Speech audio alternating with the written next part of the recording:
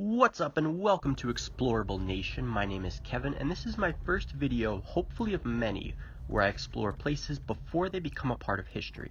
Today I'd like to welcome you to the Mall at the Source in Westbury, New York, also known as the Source Mall and the Fortunoff Mall.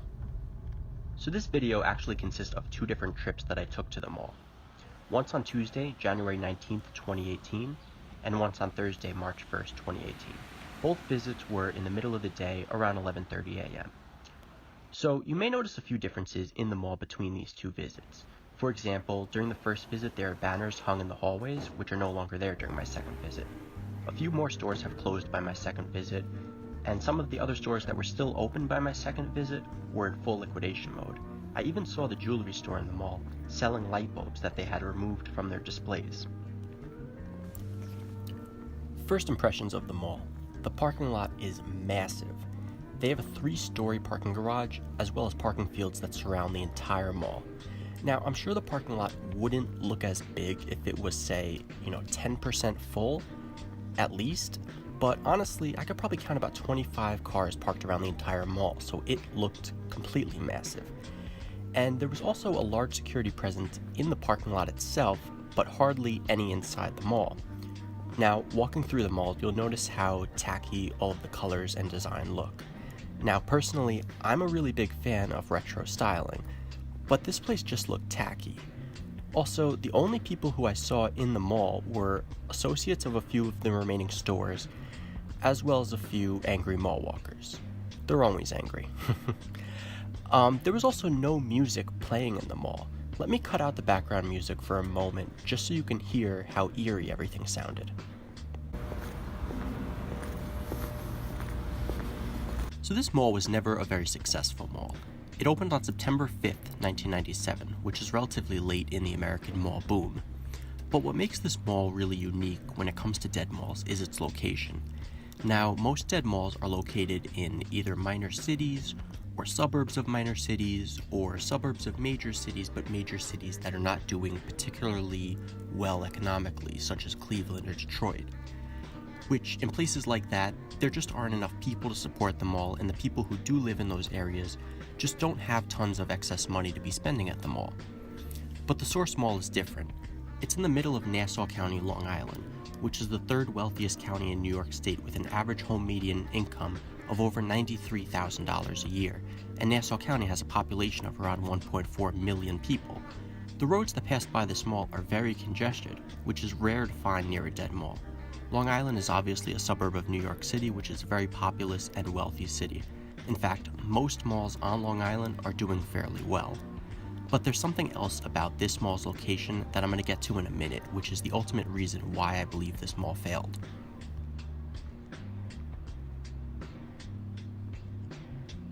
So in this area here is where they keep all of the miscellaneous objects that have been removed from the mall. I found this really interesting. I especially love how they keep the neon lights still lit even though they're just in this little storage area. I tried to find online if the mall would be having like a liquidation sale for all of these items, but I couldn't find anything. I really am curious as to what they're going to do with these items.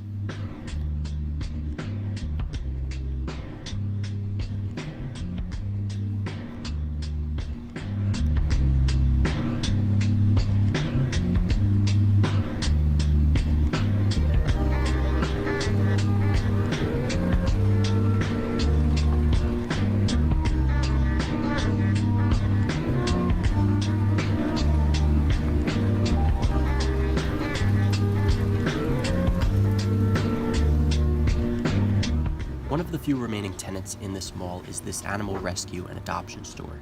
During my first visit to the mall, I walked into there because I'm a big animal lover and I wanted to see the dogs. And what I noticed was, as I walked past the dogs, they all started barking at me, which usually mall dogs are so used to seeing people that they don't do that. But I must have been the first new face that these dogs saw in quite some time, so that was pretty shocking to me. Also, most of the dogs that they had there were fairly old, which is really sad because there's already a limited number of people who are willing to adopt older dogs, and with the lack of traffic that this mall gets, these dogs probably have a difficult time finding forever homes. What I will say though that was good about these dogs being in a dead mall is that both times I was here, I saw the pet store workers walking the dogs in the parking garage, and they're probably only able to do this because the parking garage is so empty. So these dogs definitely do get more exercise than the typical mall dog would. While researching this mall, I actually found an article where the owner of this rescue and adoption store said that he jokes around that the developers of the mall must have been drinking when they thought up this mall. I agree with him on that one.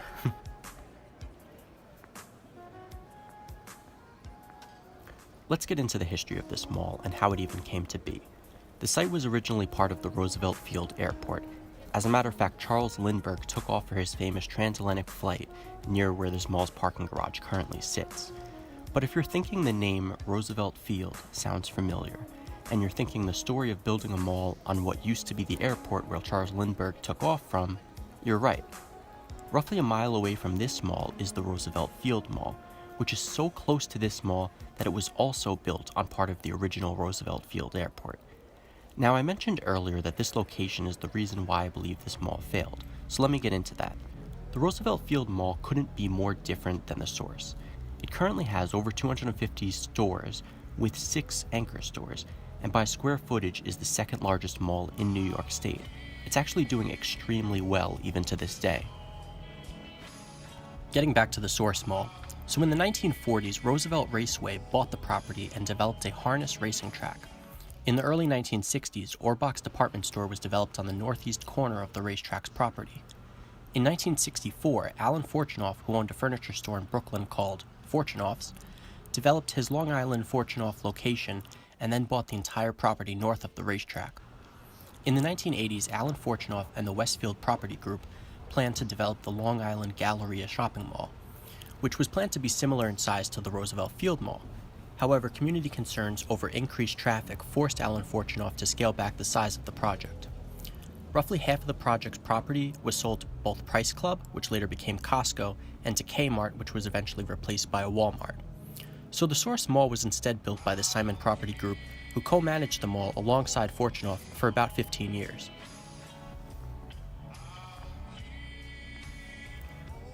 So the idea behind this mall was to piggyback from the customers who shopped at the nearby Roosevelt Field Mall, and that idea certainly never worked out. They really attempted to do this by introducing stores which at the time were unique to the area. This mall was the first mall on Long Island to feature chains like H&M, Old Navy, Nordstrom Rack, Saks Off Fifth, P.F. Chang's, Cheesecake Factory, and the Rainforest Cafe. You remember the Rainforest Cafe?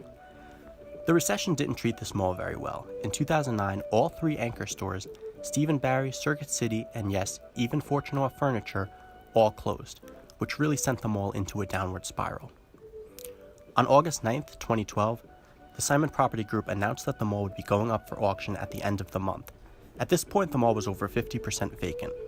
The auction was unsuccessful at selling the mall, and Simon turned the property over to its lenders, who then hired Newmark Grubb Knight Frank to manage the mall. By 2012, things continued to get worse for the Source Mall as a nearby shopping plaza opened and lured away Nordstrom Rack, Old Navy, and Saks Off Fifth to all leave the Source Mall.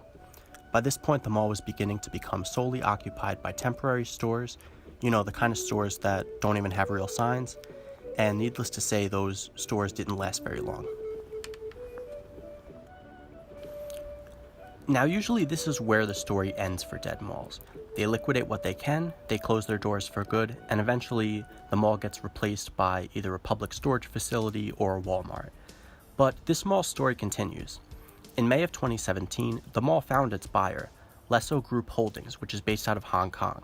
They purchased the mall for $92 million.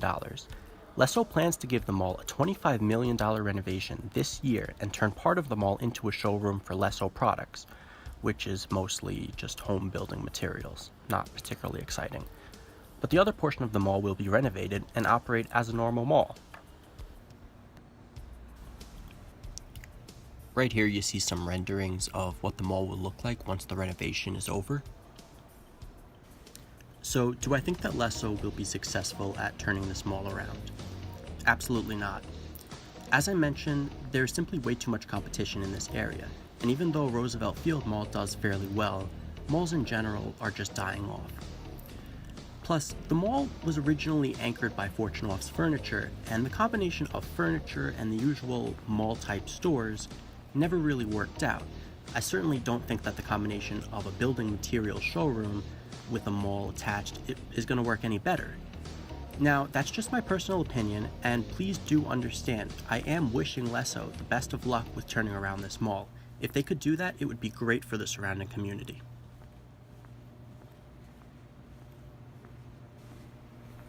Oh, so this is interesting. The vending machine is sold out of everything except for Orbit gum. So if you're in the mood for some Orbit gum, come on down to the Source Mall for all of your gum chewing needs.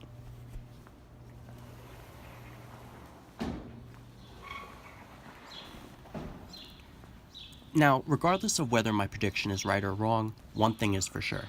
The Source Mall, as it is now, will soon just become another part of retail history, which is why I believed it was so important for me to archive this mall the way that it currently is. I really did enjoy my time filming at this mall, and I just want to thank everyone who watched this video. Please feel free to leave a comment and let me know if I should do more of these. Also, please feel free to suggest any locations that I should film in the near future.